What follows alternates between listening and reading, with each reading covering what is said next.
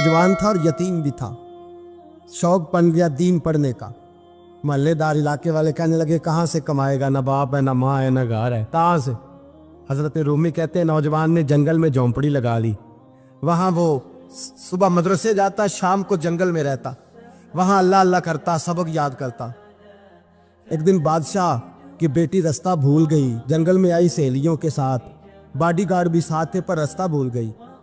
खोती खोती शाम हो गई, ऐसी खोई कि जब रात गहरी हो गई तो आके उस नौजवान के पास रुकी और चिल्लाने लगी। शेर के दहाड़ने की आवाज आती है, भेड़िए के बोलने की आवाज आती है। नौजवान अकेला, सहेलियां बिछड़ गई, गार्ड बिछड़ गए। कहने लगी मैं परेशान हूँ, मुझे जगह मिल जाएगी। नौजवान कहता मैंने शहजादी देखी और मुझे भी पता था कि घर एक ही है और आग को अंदर से दरवाजा भी बंद करना पड़ता है, जंगल जानवर भी आ जाते हैं। कहते मेरी छोटी सी कुटिया में झोंपड़ी में वो आई, रो के कहने लगी सहारा कोई नहीं, अगर मैं पीछे निकलूंगी तो भेड़िए खा जाएगा। कहते मैंने उसे जगह दे दी। अकेली औरत, चिराग जल रहा है, सबक याद कर रहा हूँ। मेरे नबी पाक ने फरमाया जहाँ मर्द औरत अकेले हो तीसरा शैतान होता है। और शहजादी, वो बच्चा कहता है सबक याद करता रहा सारी रात। वो बच्ची को कहा सो जा, पर वो कहती है नींद मुझे भी कहाँ आई। ऐसे मौक़ों पर नींद, सारी रात सबक याद करता। थोड़ी थोड़ी देर के बाद चिराग जलता तो उस पर उंगली रखता, हाथ जलता तो पीछे खींचने, फिर दूसरी उंगली रखता, थोड़ी देर के बाद जलता तो खींचने, हाथ सारा जल गया। सुबह किरणें चमकी तो कहने लगा चल निकल जा, दौड़ जा, बस बड़ा सब्र का इम्तिहान हो गया, चली जा। शहजादी बाहर निकली, सिपाही ढूंढ रहे थे। बादशाह खुद जंगल में निकला हुआ था, मेरी बेटी मिल गई। बादशाह तन्हाई में जाके कहने लगा बेटा मैं दुनिया को बताऊंगा कि मेरी बेटी खोई नहीं थी, सिपाही साथ ही थे। ये बड़ा मुश्किल होता है, बेटी तो भूल के भी रात कहीं रह पड़े तो लोग जीने नहीं देते, तो बेटा मुश्किल हो जाएगा मेरे लिए। कहाँ थी? उसने कहा नेक नौजवान के पास। उसने कहा बेटा मैं तो तेरी बात मानूंगा पर दुनिया नहीं मानेगी। अगर उस नौजवान ने किसी को बता दिया कि तू उसके पास थी तो फिर लोग मेरा जीना मुहाल कर देंगे। बेटा मैं मर जाऊंगा, मेरी मजबूरी ये है कि वो कहीं राज ना उगल दे वो नौजवान, उसे कत्ल करना पड़ेगा। औरत ने मिन्नतें की, उस बेटी ने कहा मेरे मौसम को मारोगे, रोई। और वो कहने लगा मैं बादशाह, वो मेरा अपना वकार है, मैं उसको छोड़ नहीं सकता। गिरफ्तार कर लाए सिपाही। वक्त तय हो गया सजा का। अकेले कारकोशरी में रखा गया, जो उसके खास एतबार वाले थे उनकी ड्यूटी लगाई। बादशाह ने बुलाया, पहले बिलम आया। औरत कहने लगी, बेटी कहने लगी एक दफा तो बुलाओ ना, एक सवाल बस पर्दे में रह के पूछना है, और फिर जो आपका जी चाहे मेरे मौसम को मारना तो है, तो मर्जी आपकी। सामने खड़ा किया, नौजवान पर्दे के पीछे, औरत खड़ी हो गई। बादशाह बीच बैठ गया। बीबी कहने लगी सारी रात बेदार मैं भी रही, सोया तू भी नहीं। वो जो तू चिराग के करीब हाथ लगा के जलाता था वो समझ नहीं आई। नौजवान रो पड़ा, कहने लगा क्या करूं, मैंने रसूलुल्लाह का दीन पढ़ा है, क्या करूं, मैंने हुजूर का दीन पढ़ा है। मैंने पढ़ा है कि जानी को सबसे नीचे दोज़ख के सबसे निचले दर्जे में जलाया जाए, उसे जहन्नमियों का पीप और रेशा पिलाया जाए, कंद खिलाया जाए। ये रवायतें पड़ी हुई थी। थोड़ी थोड़ी देर के बाद शैतान मुझे कहता था बदकारी कर ले। मैं अपना हाथ उसी वक्त जब शैतान मशवरा देता तो मैं आग पे करता। मैं कहता अगर ये बर्दाश्त हो गई तो वो भी हो जाएगी। जब हाथ जलता तो मैं समझ जाता नहीं तुझसे तो ये नहीं बर्दाश्त होती तो वो कैसे होगी। फिर मुझे शैतान मशवरा देता कोई देख नहीं रहा तो बुलाने नहीं गया, खुद आई, मैं दूसरी उंगली लगा देता। मैंने हाथ जलाया और मैं समझ गया जब छोटे से चिराग की इतनी सी शमा की आग नहीं बर्दाश्त होती तो दोज़ख कैसे बर्दाश्त होगी। कहता मैं बाज आया। बादशाह ने ये कहानी सुनी, लफ्ज सुने तो चीख मार के रोया। कहने लगा तालिब इल्म तू तो मेरे नबी का सच्चा गुलाम है, और मेरे रसूल के जो सच्चे गुलाम होते हैं उन्हें फांसियां नहीं दी जाती, उन्हें तख्त पर बिठाया जाता है। अब तुझे सजा नहीं होगी बल्कि मैं अपनी बेटी का निकाह तेरे साथ करूंगा और मेरे बाद इस सल्तनत का बादशाह भी तू ही बनेगा। अब वो नौजवान वहां नारे लगा रहा है, कहता लोगों तुम मुझे कहते थे दीन से क्या मिलता है, दीन से तो अल्लाह तख्त व ताज भी अता फरमा देता है। अगर नौजवान शर्मो हया वाले बन के रहे अल्लाह सारी इज्जतें दे देगा। देखे ना अल्लाह के फजल से इज्जत मिलती है, और जब कोई इज्जतदारों जैसा काम ही ना करे। एक बात और अर्ज करनी है पर वक्त थोड़ा रह गया। जवानों मैं ना जब कभी परेशान होता हूँ ना तो मैं ये वाली बात खोल के पढ़ता हूँ वाला, ये बात ढारस बनाती है, ढारस توانائی دیتی ہے, پورا مضمون باندھا ہے. اعلیٰ حضرت کہتے ہیں بہروپیہ تھا, مداری, روپ بدل بدل کے دکھایا کرتا تھا, بادشاہوں سے انعام لیتا تھا. ایک دن اورنگزیب عالمگیر کے پاس آ گیا, کہنے لگا میں روپ بدلوں گا, اگر آپ پہچان نہ سکے تو میں انعام لوں گا. آپ نے فرمایا میں کوئی ایسے ویسا بادشاہ نہیں, کہا مجھے دھوکہ دینا مشکل ہے. کہا نہیں, میں روپ بدلوں گا. حضرت اورنگزیب عالمگیر بڑے نیک بادشاہ گزرے, بڑے پرہیزگار. وہ بہروپیہ کہنے لگا میں روپ بدلوں گا, آپ نہیں پہچان سکیں گے. فرمایا چل جتنا تیرے اندر زور ہے لگا لے. حضرت نے اعلان کیا کہ میں نے فوجی بھرتی کر دیں, 2 ماہ کے بعد ٹیسٹ ہوگا. وہ 2 مہینے دوڑتا رہا, رنگ روپ بناتا رہا, آیا ٹیسٹ دینے, 2-3 سپاہیوں کا امتحان لیا. اس کی باری آئی تو 10 روپے دیے, کہنے لگے تیرے آنے جانے کا کرایہ میں نے تجھے پہچان لیا ہے. کچھ دنوں کے بعد جانے لگے سفر پر, تو بھکاری آ گئے خیرات مانگنے. اس نے بھی سارے منہ پر سیاہی مال لی, کپڑے پھاڑ لیے, سر کے بال مڈا لیے, پگے تک کٹا لی, بدرنگ ہو کے آیا.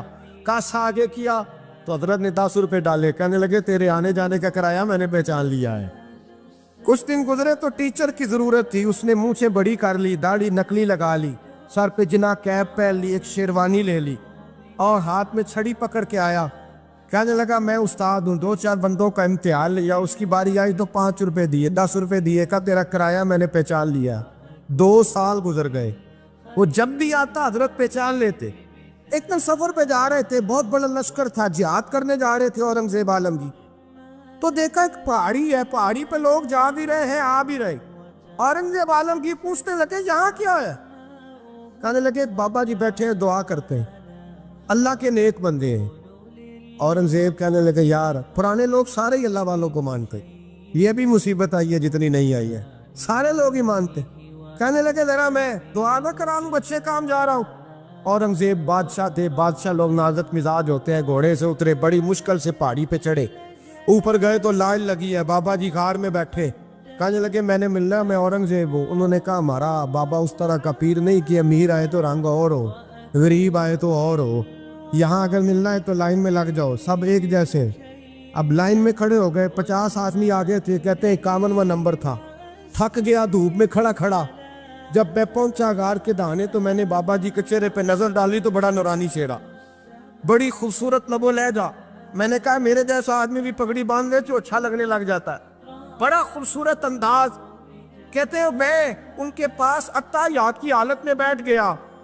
میں نے کہا حضور میں جا رہا ہوں جہاد کرنے, دعا کرنا. بزرگوں نے ہاتھ اٹھائے, اللہ اس کی مدد فرما, دین کو غلبہ عطا فرما, اسے دین کا سچا پکا سپاہی بنا. پھر تھپکی دی, 2-4 نصیحتیں نکال ڈالی. دیکھنا ظلم نہ کرنا, زیادتی نہ کرنا, جب تو جیت کر نہ کرنا, غرور نہ کرنا. نصیحتیں بھی کر دی.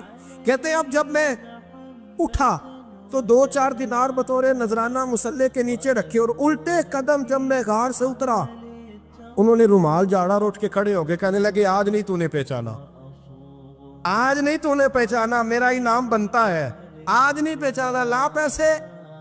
اورنگزیب کہنے لگا یار تو نے حد کر دی, کہاں چڑھا کہاں کھڑا رہا, دھوپ میں تھک گیا, کمال کر دی بھائی تو نے. بتا تو کیا لے گا, اب تو جلدی بتا, وہ کتنے لوگ پیچھے دھوپ میں کھڑے ہیں, لشکر سارا کھڑا ہے, کیا لے گا؟ اس نے کہا سب سے قیمتی ہیرے وہ ہے جو تیرے سر کے تاج میں لگے ہوئے, مجھے تیرا تاج چاہیے. او بھائیو سننا اور یاد رکھنا, میرے اعلیٰ حضرت کہتے ہیں بادشاہ نے سر کے اوپر سے تاج اتارا, بہروپیے کے قدموں میں رکھا اور کہنے لگے یہ لے, اور یہ تو تیرا مانگنے پر میں نے دیا ہے نا, میں واپس آتا ہوں تو آنا میں اپنی مرضی سے بھی تجھے دوں گا. تو نے اورنگزیب جیسے بندے کو دھوکہ دیا, آنا میں اس وقت بھی دوں گا. وہ دے کر بس بات ختم ہو گئی, حد ہو گئی. دے کر کہتے ہیں جب میں پلٹا نا واپس, بہروپیے نے آواز دی بادشاہ ٹھہر جا. تو میں نے پلٹ کے دیکھا تو کہنے لگے یہ اپنا تاج لے جا, اٹھا اور لے جا. میں نے کہا 2 سال بیت گئے تجھے محنت کرتے, آج قابو آیا تو لے جاؤ. کہنے لگا لے جا, مسئلہ سمجھ میں آ گیا. میں نے کہا مجھے بھی تو سمجھانا. کہتے ہیں وہ پھوٹ پھوٹ کے رویا, اس کی آنکھیں برس پڑی, سیلاب کی طرح آنسو بہہ نکلے, تڑپا اور رو کے کہنے لگا بادشاہ میں نے جھوٹ موٹ رسول اللہ کی غلامی اختیار کی تھی, جھوٹ موٹ کی داڑھی, جھوٹ موٹ کی پگڑی, جھوٹ موٹ کا فقر, میں نے جھوٹ موٹ نبی پاک کا لباس پہنا ہے, تو تیرے جیسے بادشاہوں کے تاج میرے قدموں میں آ گئے ہیں. अगर मैं सचमुच रसूलुल्लाह का गुलाम बनूंगा तो अल्लाह क्या कुछ अता फरमाए, अल्लाह कितनी नेमतों से नवाजे। मेरे आला क्या फरमाते हैं, आला हज़रत फरमाते हैं फरिश्ते भी करते हैं ताज़ीम मेरी। कौन जी? अल्लाह। ऐसा अकीदा भी कम मिलेगा जो बरेली के इमाम का अकीदा है, ऐसा भी कम। कहते हैं फरिश्ते भी करते हैं ताज़ीम मेरी। क्यों? फरमाने लगे फिदा हो के उन पर ये इज्जत मिली। बगदाद के एक दरवेश आलिम थे, तो वो जब भी नमाज पढ़ाते ना तो किसी ताजर की 2 बीवियों के बारे में दुआ मांगते। तो जो है मेरी बात पर, नमाज पढ़ाते तो कहते अल्लाह उस ताजर की 2 बीवियों को अपनी खास रहमतें अता फरमा। एक दिन लोग उनके गिर्द इकट्ठे हो गए, कहने लगे बाबा जी बताएं तो सही वो बीवियां कौन थी जिनके लिए आप दुआ मांगते। तो फरमाने लगे मेरे शहर का एक ताजर था, बहुत बड़ा ताजर था, मालदार था पर बे औलाद था।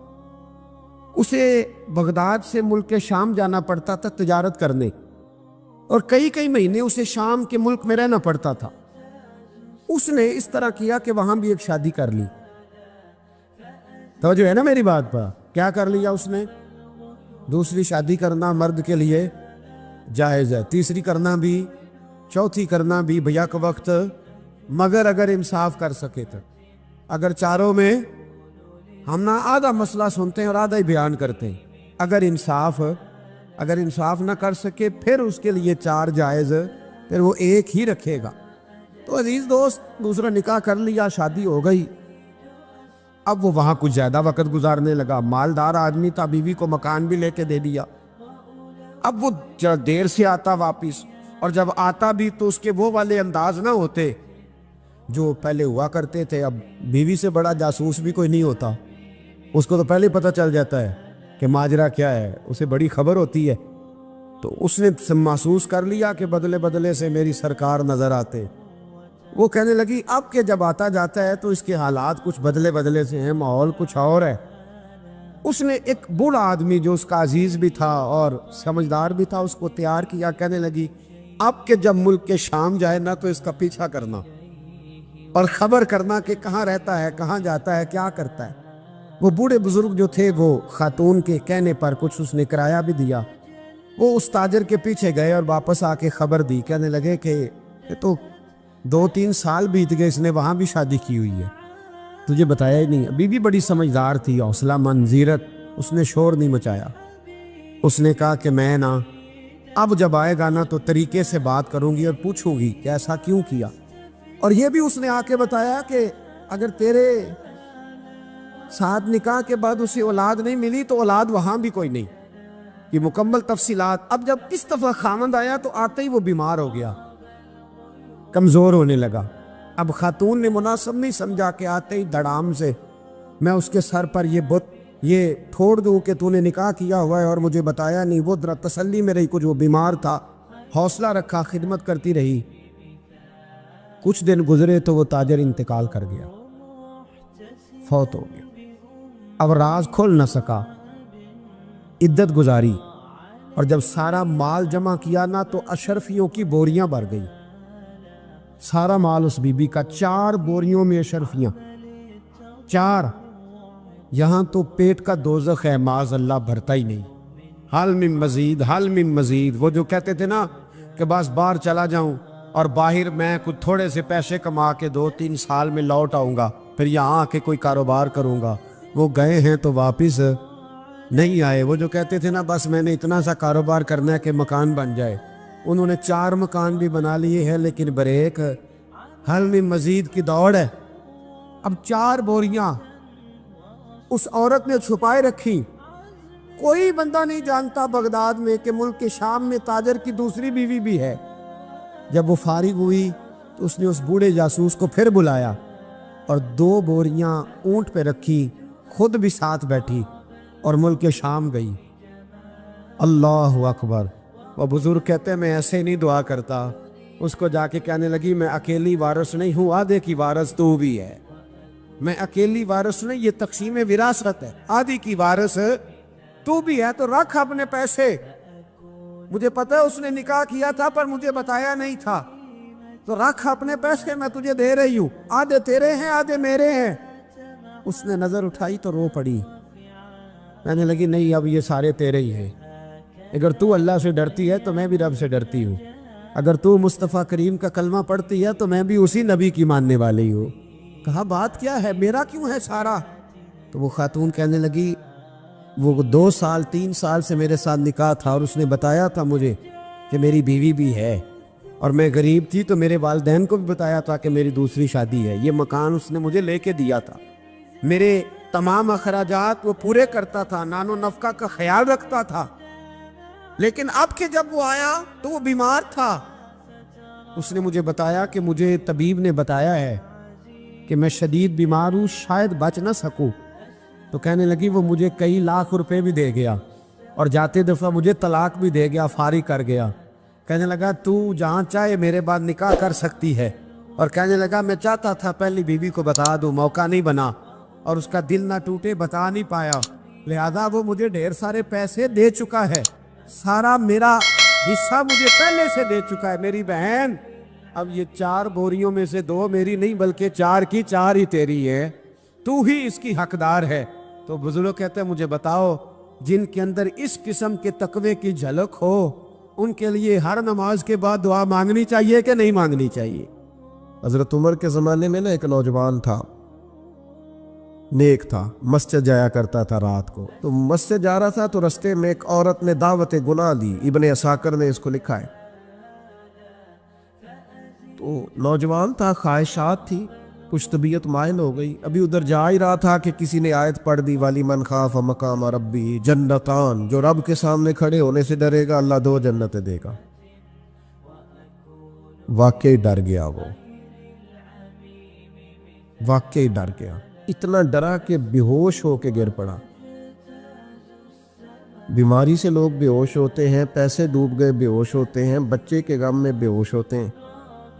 سچ بتاؤ کبھی خوف خدا سے بھی بے ہوش ہوتا کوئی دیکھا ہے؟ ہمارے ہاں تو روز مرہ ہی نہیں ہے بھائی، اور بڑی باتیں ہیں بے ہوش ہونے کی، ڈرنے کی، غش کھانے کی۔ بے ہوش ہو کے گر پڑا، بوڑھے باپ کو کسی نے بتایا بچہ بے ہوش پڑا ہے، اٹھا کے گھر لائے، گھر لا کے کہا بیٹا کیا ہوا؟ نوجوان ہے، چڑھتی جوانی ہے پر پاکیزہ بڑی ہے۔ کہنے لگا ابا جی گناہ کی طرف چلا گیا تھا پر میں نے آیت سن لی جو اللہ کے سامنے کھڑے ہونے سے ڈرے گا رب 2 جنتیں دے گا، میں ڈر گیا تھا، رب واقعی 2 جنتیں دے گا۔ باپ رو پڑے، ابا جی کی آنکھوں میں آنسو آئے اور کہا پتر اللہ بڑا مہربان ہے، اس کے وعدے سچے ہیں، واقعی 2 جنتیں دے گا۔ اس نے پھر ایک چیخ ماری اور اس طرح کی ماری کہ اس کی روح ہی پرواز کر گئی، روح ہی پرواز کر۔ کشتگان خنجر تسلیم را، عشق کی خنجر سے قتل ہو گئے لوگ۔ صبح حضرت عمر کو پتا چلا کہ انہوں نے تو رات جنازہ بھی پڑھ دیا، تدفین بھی کر دی۔ جناب عمر فرمانے لگے اتنا نیک نوجوان خوف خدا سے دنیا سے چلا گیا، مجھے کیوں نہیں بلایا میں جنازہ پڑھتا؟ فاروق اعظم فرما رہے ہیں میرا شوق تھا میں اس کا جنازہ پڑھتا، کہ حضور